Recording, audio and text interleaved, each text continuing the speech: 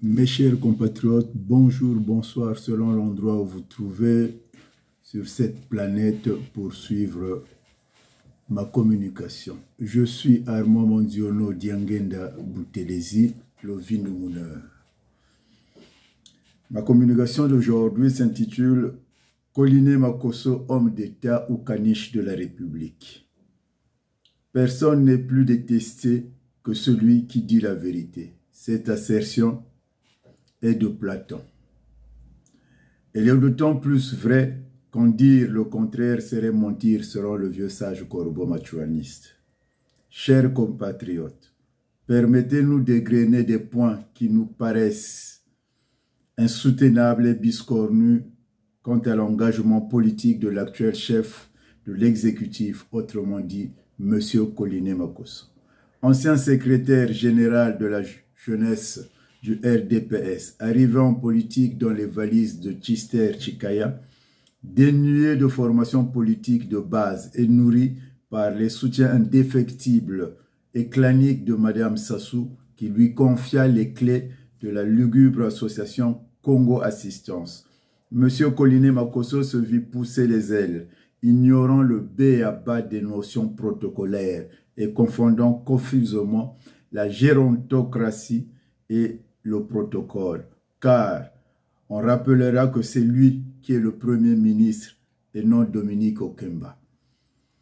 Son opportunisme forcené le poussa à combattre bec et ongle le président Pascal Lissouba. Au vu de ces préalables, on peut s'interroger sur le personnage de ce Premier ministre qui est à mettre dans la poubelle. Pourquoi Collinet Makosso mérite-t-il d'être mis dans la poubelle? C'est parce que il est celui qui affirme que les investissements effectués au Congo ont été faits sur les fonds propres de l'État congolais, alors que tout le monde le sait, que ces investissements relèvent des préfinancements, c'est-à-dire qu'ils ont été faits par les prêts gagés par le pétrole, et toute l'expertise le montre. Parce qu'il est aussi celui qui affirme que les accords signés avec le Rwanda relèvent de l'ordre naturel des choses, d'une logique normale, pendant que l'on sait que tout gouvernement en fonctionnement dans n'importe quel pays au monde est appelé à signer des accords avec différents pays. C'est notamment le cas avec le Rwanda. Mais l'on sait d'autre part qu'il y a des accords dits accords spécifiques qui relèvent donc d'un traitement spécial parce que ce sont des accords qui sont liés à des sujets sensibles. C'est le cas en l'occurrence de la vente des terres. Or, M.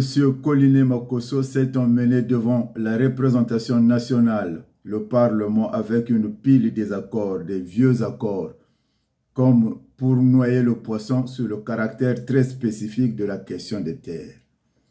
Et tertio, M. Collinet Makosso est celui qui, dans son livre, considéra que le génocide perpétré dans le Poul était une fiction, relevé de la fantasmagorie et, pour le paraphraser, c'est un génocide de l'émotion. Alors que ce juriste défroqué sait pertinemment que les populations du Poul ont fait l'objet de persécutions, des crimes divers, des brutalités diverses et des disparitions de manière répétée avec intentionnalité. En tant que juriste, il devrait savoir que ce qui définit le génocide, ce n'est pas tant la quantité des cadavres qui compte, mais la volonté délibérée de détruire. Pourquoi Collinet Makosso doit être mis dans la poubelle?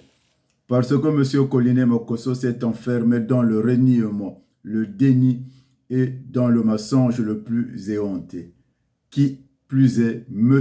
Makosso a un mandat qui ressemble à un déluge, un chômage exponentiel, soutenu par de nombreuses contestations sociales. Force est de constater que le navire Congo est en train de chavirer, pendant que lui et ses perroquets sauvages affirment que le navire tient encore pavillon. Voilà un pays des imbéciles heureux. Mes chers compatriotes, je m'arrêterai là. Prochainement, je reviendrai pour vous démontrer le coup d'État en marche de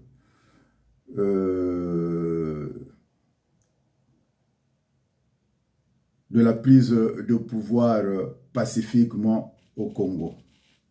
C'était Armand Manziono, Diangenda, le Vindomouneur. À bientôt.